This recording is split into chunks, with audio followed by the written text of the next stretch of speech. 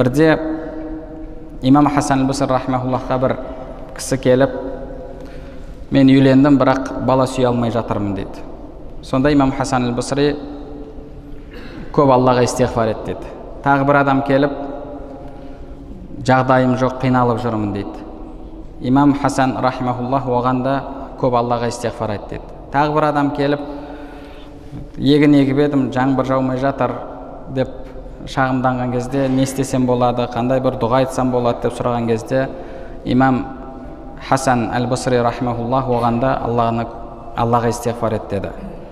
Сонда шәкірті тұрып, имам, үш адам келіп, үш түрлі проблемасын айтып еді, сен үшеуіне де Аллаға истиғфар айт, Аллаға истиғфар айт дедің ғой деген кезде, имам Аль-Хасан аль-Басри рахмахуллах, сен оқыған жоқсың ба Құранды? Алла тағала فَقُلْتُ اسْتَغْفِرُوا رَبَّكُمْ إِنَّهُ كَانَ غَفَّارًا يُرْسِلِ السَّمَاءَ عَلَيْكُمْ مِدْرَارًا وَيُمْدِدْكُمْ بِأَمْوَالٍ وَبَنِينَ وَيَجْعَلْ لَكُمْ جَنَّاتٍ وَيَجْعَلْ لَكُمْ أَنْهَارًا.